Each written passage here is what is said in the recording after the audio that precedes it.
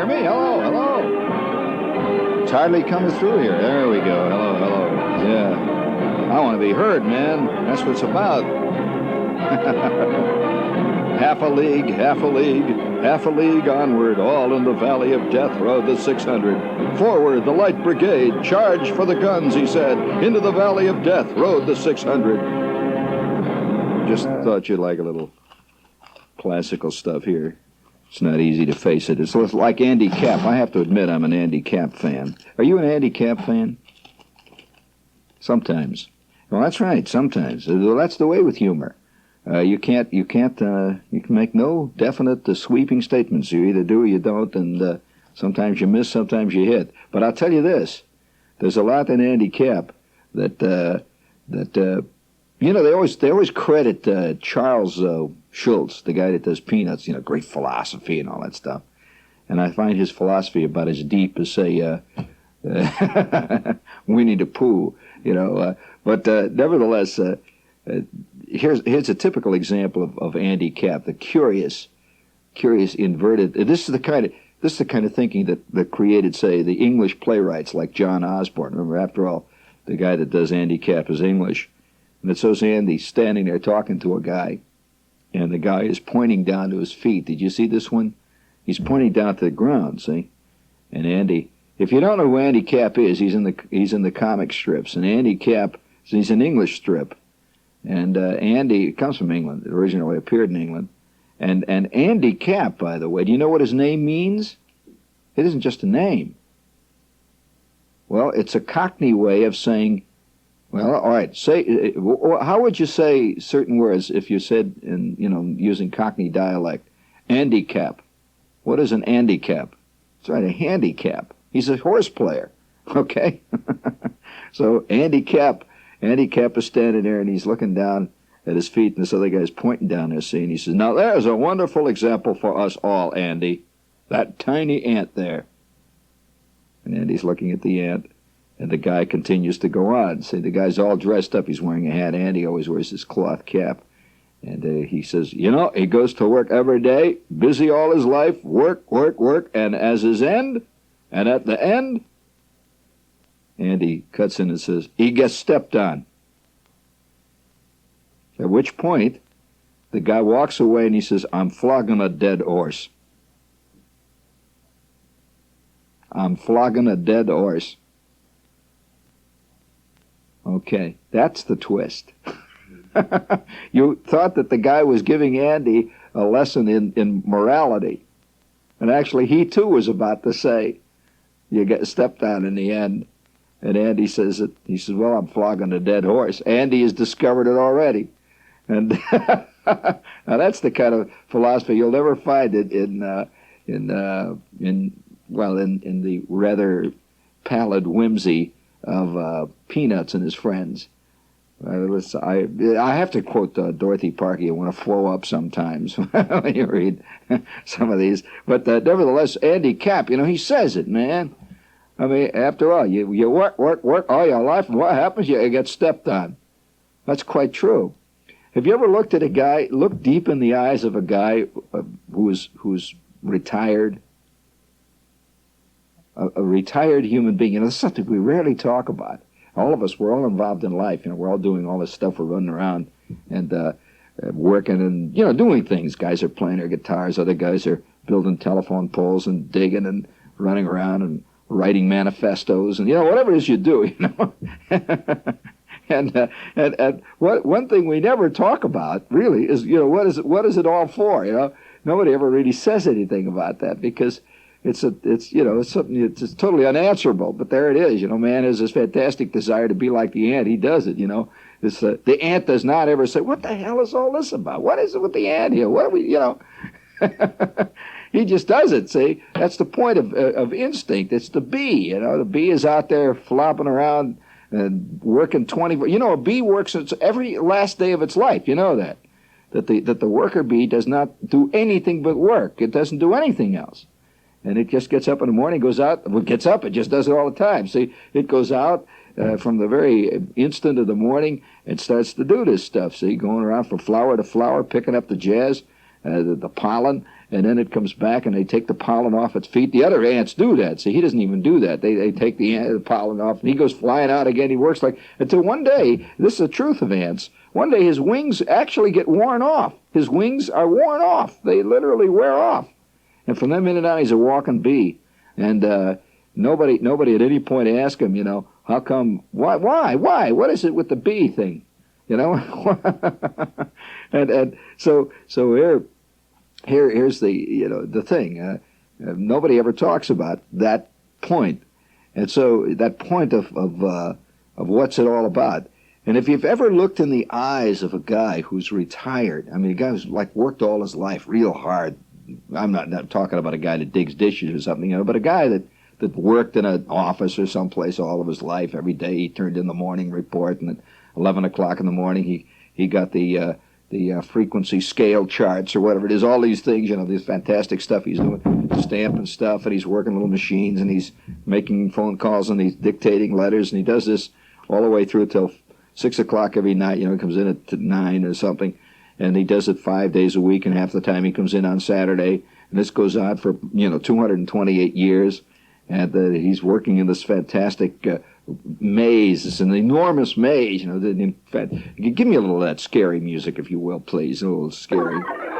I mean, it's just a gigantic maze with some mazes don't even have windows to look out of. They're totally hermetically sealed away from the outward atmosphere, out there where the sky and the sun and the birds are. You're sitting at this thing, and an endless tape going by. Did you ever see a play by a guy named Elmer Rice called The Adding Machine? Well, that scene opens up. I always thought the opening scene of that is a great scene. It opens up on the stage. You see this compartment, and it's a compartment, really. You don't know what it is. It's just like a square block compartment. And in this block is a guy, and he is entirely surrounded. It goes all the way up to the ceiling. It's just like piles of it. You can just barely see him. He's surrounded by adding machine tape. And he's endlessly adding these figures. He's going, more tape. And you begin to vaguely get the idea he is in hell. This is where he is. And he has been this is his thing in hell. He's been condemned to eternally sitting at this machine, adding up senseless figures that come in, subtracting senseless figures from that, and dividing it all by 12 or something, and then adding a 4% sales surtax to all of that, and then making up a final total, and then more comes in. See, he just keeps going endlessly all the time, and an enormous pile of tape, higher and higher and higher.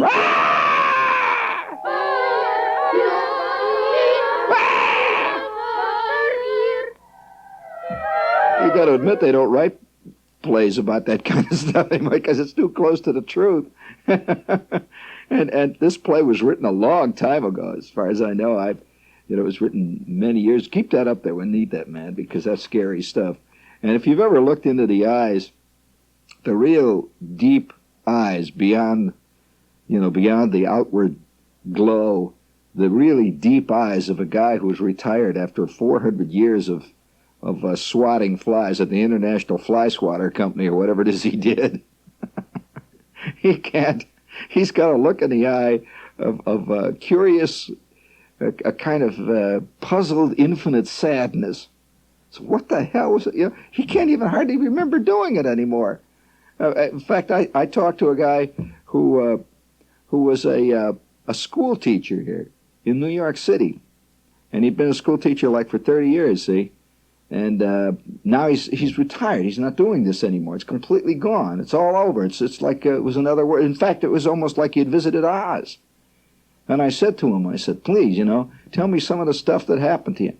He said, I can hardly remember it. It's just like my life was gone like in a minute. He says, and what's worse, it also seemed like it went on forever. He said, I can't figure it out whether it went over in a minute. He says, it just seemed like yesterday that I started this endless thing that I was doing, and then it seemed like I was doing it forever, and now I can hardly remember ever doing it. I said, well, what's it all about then, Phil? He looked at me and he says, Damned if I know. I says, did you teach him anything? I said, I don't know. I said, what do you remember? I said, well, I remember one time getting in this fight with his kid.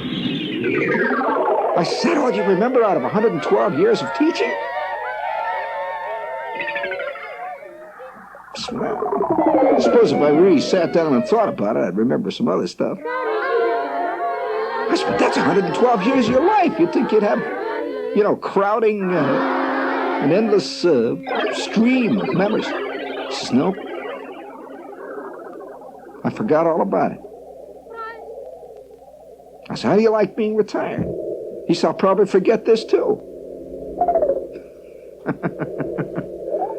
Which takes you a little bit beyond Lucy and the gospel according to Snoopy, famous hockey player, or ball player, whatever the hell he is this time.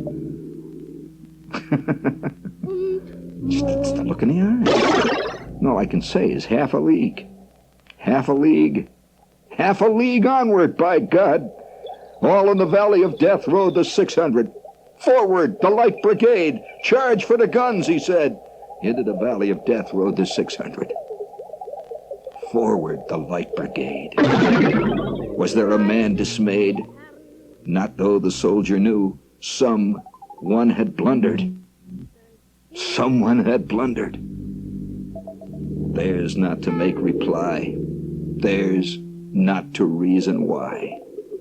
Theirs but to do and die. Into the valley of death rode the 600. Cannon to the right of them, cannon to the left of them, cannon in front of them, volleyed and thundered, stormed at with shot and shell. Boldly they rode, and well, into the jaws of death. Into the mouth of hell rode the 600. By the way, I'm dedicating this to anybody who works in an office. Here's not the reason why. That's why I'm reading this. Flashed all their sabers bare, flashed as they turned in air, sabering the gunners there, charging an army, while all the world wondered, plunged in the battery smoke. Right through the line they broke, Cossack and Russian, reeled from the saber stroke, shattered and sundered. Then they rode back. But not the 600. Cannon to the right of them, cannon to the left of them, cannon behind them, volleyed and thundered, stormed at with shot and shell, while horse and hero fell. They that had fought so well came through the jaws of death, back from the mouth of hell, all that was left of them, left of the 600. When can their glory fade? Oh, the wild charge they made. All the world wondered, honored the charge they made. Honor the light brigade, noble 600. Who the hell were they? Who even remembers what the charge was about? What war was it in? Alfred Lord Tennyson.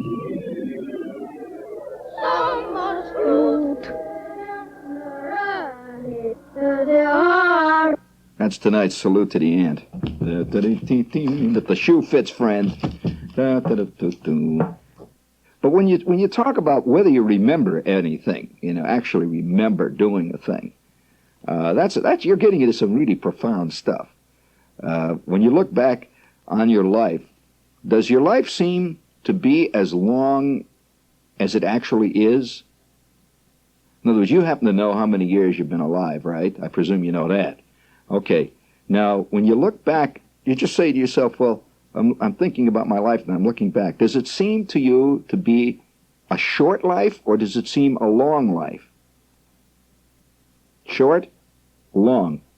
Well, that's quite obviously too. It also, because it's the only thing you can remember, so it seems to have gone on forever for you. Before your life, there was nothingness. So when did it begin, you know? When does your memory begin? Does your memory begin the minute you're born? Some say yes.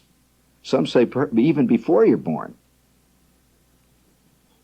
Whenever, yeah, there is a very definite school of thought.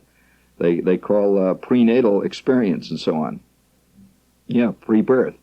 Now, if you sit and think about your life. I don't care what age you are. If you're only 10, I'm submitting here that, you know, for what it's worth, I suspect that that to any person, any time, no matter how old he is or how young he is, his life has seemed to him to be as long and or as short as at any age.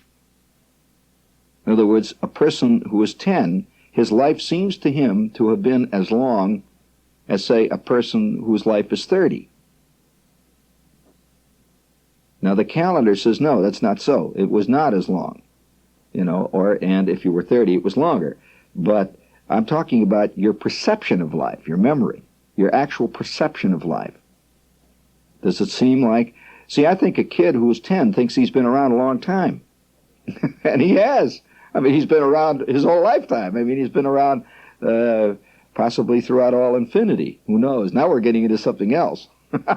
Woo! Yeah, that can lead you into some real bad scenes. But just looking at that Andy Capp cartoon, where they're looking at an ant. I'll repeat the cartoon so you get what the whole point of this thing is. Here's Andy, see, standing there, and another guy's talking to him. And Andy Capp is looking down on the ground, and the guy's pointing down the ground. And the guy says to Andy, now there's a wonderful example for us all, Andy, that tiny ant. And then he goes on, he says, goes to work every day, busy all his life, work, work, work, and at the end, and then Andy cuts in and says, he gets stepped on. And the guy walks away from Andy and he says, I'm flogging a dead horse. Which means Andy already knew that. And he was about to tell him. Now, I wonder whether many people know that, though. In short, I suspect that this is one of the reasons why the work ethic is beginning to topple. And it's, it is. It's quite obvious that the work ethic is in trouble. By that, I mean large numbers of people do not believe in work the way they did years ago, apparently. And when I say years ago, I'm talking about the 19th century, when obviously you could buy whole poems, books of poetry on work as an ethic. I mean, work, work, work. Yes, to the man who works. Well, now were they right or wrong? Who knows? It's quite obvious that all of us in our century are enjoying the benefits of the work of the previous centuries. I mean, so we probably afford to sit back and say, I don't believe in work. Well, because it's all paved, somebody's killed a saber-toothed tiger, and everything has been cleared up, so we can sit back and put down the work ethic easily.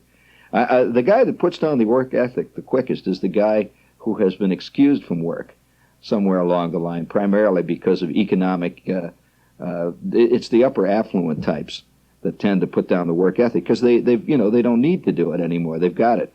In other words, a squirrel that has a nice little cache of acorns. He's got maybe 500 acorns stashed away. He can put down the squirrel that's out grubbing for acorns. And what is this silly? You're running around. It's silly. You're wasting your life running around looking for acorns. And of course, he looks back and he's got his acorns. So the thing is, that's an oversimplification, but it's part of it. Now, when you talk about the work ethic, though, and the heroic ethic, and that's another thing that's going down with the same thing, is the heroic epic. But it would never occur to a poet to write a thing like Charge of the Light Brigade today, which incidentally was a poem about a blunder. You know that. Or didn't you really listen to the poem? It's about a blunder. Yes, a lot of people, they know of the Charge of the Light Brigade, but it was a Vietnam of its day. In fact, I'll read it to you again so you get a little bit of what he's talking about. Listen, half a league onward, half a league, all in the valley of death rode the 600. Forward, the Light Brigade. Charge for the guns, he said. Who he? Well, whoever ordered it. Charge for the guns, he said. Into the valley of death rode the 600. Forward, the Light Brigade. The Light Brigade was one group, Forward, the Light Brigade. Was there a man dismayed? Not though the soldier knew someone had blundered. Hear that? Was there anyone dismayed? Nope. Even though the soldier knew someone had blundered. Theirs not to make reply. Theirs not to reason why. theirs but to do and die. Into the valley of death rode the 600. Now, there was a fantastic boo-boo. They gave a dill-dock of an order. They went galloping forward, and that was the end of the ball game. It was impossible. Cannon to the right of them, cannon to the left of them, cannon in front of them. Volleyed and thundered, stormed at with shot and shell. Boldly they rode, and well, into the jaws of death. Yep, into the mouth of hell rode the 600. Flashed all their sabers bare. They pulled out their sabers, flashed as they turned in air, sabering the gunners there, charging an army. This is 600 guys, charging an army, while all the world wondered. Plunged in the battery smoke, right through the line they broke. Cossack and Russian reeled from the saber stroke, shattered and sundered. Then they rode back, but not the 600. Well, they didn't come out of it, see? Cannon to the right of them, cannon to the left of them, cannon behind them. Now they're surrounded. Volleyed and thundered, stormed at with shot and shell, while horse and hero fell. That they had fought so well, came through the jaws of death, back from the mouth of hell, all that was left of them, left of 600. When can their glory fade? Oh, the wild charge they made, all the world wondered. Honor the charge they made, honor the Light Brigade. Noble 600. Now that's a poem written to a boo-boo. And it really is. In fact, this has been described in history as one of the great classic military blunders of all time. They rode forward. These guys went. Of the 670 men who participated, only 300 survived. Practically decimated, see? And they just rode right out, and they knew it. And it all happened in 20 minutes. Bam. Well, now that is an interesting thing to read, because see, that was that was another time when guys were expected to simply don't question, you just do it. And then afterwards they're kind of honored for the fact that they did. They didn't question, and they didn't holler about it. They just rode out and got killed. That was the end of it. Well, now, it was assumed by the writer, you see, by Tennyson, that people would remember this forever. And in a curious way they did, because they still make movies about the charge of the Light Brigade. There was a movie last year on it, in a curious way. But very few people, unless he happens to be an expert in history, know what that charge was about, even where it occurred. Where did it occur? You don't know where it occurred even. Okay. Well, you're getting there. Yeah, where did it occur? Now, who was, of course, the officer? There was a famous officer that was in charge that ordered this thing. And in those days, you could buy your commission. That if you were an elegant English gentleman and you wanted to be a colonel of the, the Second Light Dragoons, well, you would buy your commission. It was, it was the way it was done in those days. You simply put up the it came to about $50,000 roughly, in their, the money of that time. So the guy could go out and he buys this commission, and he's an officer, as simple as that, and a colonel at that. You could buy lesser commissions, like a lieutenant or a captain, but in those days the commissions were bought and sold, and you bought them from the government. It wasn't knavery or anything involved. You simply bought a commission from the government, the way we buy a stamp today. And you wind up, and also you could buy your way out if you were a soldier, and you had been impressed in the service. See, that's a very wild type of draft, where they just walk in. There's a bunch of guys sitting in a bar. They clop them on the head and they take them away. And the next thing you know, they're foot soldiers in the infantry. See, well, you could buy your way out. If you save up enough money, or you have relatives, and they could come and buy your release from the army.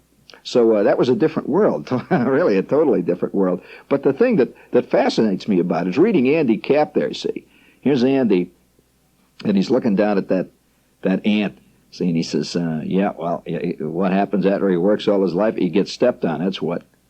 Well, now this is an interesting philosophy. And it's really not a philosophy. He's making a statement about life. He doesn't say what he thinks about that. He just states that this is what happens after it's over. Now, there is some truth in this. The point I'm making here is that here with the charge of the Light Brigade, these guys did an ultimate thing, you see. And very few people ever could even identify who they were, what they did. why it was. They know the poem, and they've heard the term Charge of the Light Brigade, but that's about it. And it would have been hard to believe if a guy was alive at that time, a guy like Tennyson who wrote this poem, that there would come a time where very few people could even identify what the whole brouhaha was about. And yet, at that time, it was a fantastic scandal. It rocked all of the empire. And it's always hard to believe that stuff will not be remembered at the time you're there doing it. Now, how many times have you watched fantastic football games? I mean, they're announced as the football game of the century, and you can't even remember who played them. You have to really sit and think, well, who was that? I don't remember. Was it the Giants playing Green Bay? Oh, no, it couldn't have been. No, it was Baltimore playing Green Bay. That's right. Was that Bart? No, Bart Starr. In other words, I'm saying here that at each given moment there's a great crisis that we live through. Fantastic issues are at stake. And people think that for the first time, mankind, and for the only time in recorded history, mankind is facing total annihilation, that the very foundations of our civilization are being threatened by what has occurred in this very room today. And well, they really believe that. And 3 or 4 months later, as little as that, you can't remember it. You have to be reminded of it. You have to be reminded of it. How many people even remember the Korean War? And yet a president was elected on the basis of that war. I shall go to Korea. This is the real thing that got Eisenhower elected, that particular campaign slogan. And very few people even remember it. And yet it was a great thing at the time. What I'm really saying is that it's hard to believe, but I'm firmly convinced that within comparatively a short time, historically, it would be very difficult to even remember much about Vietnam. Do you remember the guys who were all saying, if Goldwater gets elected, I'm leaving the country. All the rednecks out in the Midwest, they're going to elect Goldwater, and I know he's going to... Oh, I had a fantastic argument with a guy one night before that election. He was firmly convinced that Goldwater was going to win. And he was about to take off and leave and go to Turkey or someplace. and today, very few people can even remember that Goldwater ran. Yeah? And so it's of course you're always being a wet blanket if you get up in the middle of a crowd and say, you guys won't even remember this thing a couple of years from now, even a couple of minutes from now. And it's sadly enough, it's true. And so in your own life is this way, that your life, as you go through your life, you go struggling through your life day after day after day, and you meet each guy. There's two sides to each man, really. There's the private side, and there's you might say, the corporate societal side. That's the other side. That's the side where he's talking about the elections, and he's worrying about the economy. And in other words, that's the side of society. That's the group man, and he has alarms in that one. I mean, constant alarms and excursions and sirens that go wailing in the night. In that side, he is continually being bombarded by various commentators and that who tell him that we're approaching the end of Western civilization. All that we have known is gone and over. A new age has begun, etc., etc. And evil lurks on every corner. Violence, and he hears this. Say it may never have at any point touched him. It actually touched him. Almost everybody who talks about violence has never had any violence committed against them. Actual violence. They hear about it. They read about it. It's all abstract. See, this is the societal man. You might say the media man. It's all by communication that he's learned this stuff. Then there's the other side of him, which is the day-by-day real experience man. This is the man that goes down to the cleaners and his cleaning ain't back. This is the guy who gets out in his car. He just bought his new car and he turns it on, and it turns out that the alternator doesn't work. It's the guy that has the big fight with the chick he knows. It's the guy that has a big argument with his brother-in-law about nothing to do with the society. Occasionally, though, they will mix, you see. But quite often it's only about things like, I thought you were going to fix the porch today. And, and then, so these two sides are part, they run parallel in their lives, and most people tend to think that if you don't get involved in the societal one, your life is not relevant. Oh yes, this is a comment. If you don't talk about things that have to do with the economy, that you're not relevant. Well, there's a moot point whether you are really only talking about the irrelevant ultimately, because that's the stuff that ultimately is forgotten totally. Great election campaigns that you remember are hardly remembered. A few later, you remember it. And in fact, you read things about great momentous things that happened in our lifetimes, and you have to really strain to actually remember it. And it was considered a gigantic, epical thing at the time, and it's hard to even remember it. Like, well, for example, how many remember the Sherman Adams scandals? That's right. It rocked the Eisenhower administration. Now, that's not that long ago. I mean, in fact, Mort Saul did a whole LPs on this stuff. It was, and who remembers T. Lamar Caudle? Okay, so you can hardly remember who Bobby Baker was. These are great things on the front page at the time, and they disappeared like bits of eider down in the night, blown by the wind, gone forever. Who was the guy a couple of years back that caused a great excitement over in Jersey? He was on all the newspapers and everything else. There was a guy who was sort of a neo-Nazi racist separatist or something, a guy over there. He started a curious kind of a party. Do you remember that a couple of years ago? Well, and he was a big deal. He was in the news and everything. His name was John something. It disappeared. I don't even remember. But yet at that time he was on all the shows. He was interviewed on TV. I can't even remember the guy. Yeah, he was right over here in Jersey. And I can't remember the guy's name. How many people even remember who George Lincoln Rockwell was? And he was a great big issue for a while. Everybody, he was on television. They were always talking about him as a thundering danger to the United States. He was going to do this and that. And you hardly ever hear of any of these things anymore. You remember when everybody used to talk about the John Birch Society? It's practically disappeared, But this all I'm saying is that Andy's right, in a way. But nevertheless, the issues of life, whether you remember your life is very difficult to understand. Very difficult. If you look at a little kid walking around, like say a 5-year-old kid, how long does his life seem to him to have been? That's right. Well, it seems endless. It has to have seemed endless, because to him it is endless. He can't remember any end to it, and it just went on forever. So there's a lot of research right now going into studying what actually consists. What is memory? What is memory? Did you ever hear of the Brillo pad theory of memory? Yeah, they think of the Brillo pad as a pad. Your memory is a kind of a net, like a pad, and nobody quite knows the composition of it, how and why it works. But certain things go in through it and go right on past. A Brillo pad is actually transparent. Really, it's porous. Things can go through it. So certain thoughts and ideas just go right on through. They don't even touch. But if one hits, a thought comes in and it touches one of the strands, it sticks to it. And nobody can say why one sticks to it and why another goes. You'll remember some of the most totally inconsequential things. And some of the important things you can't even remember.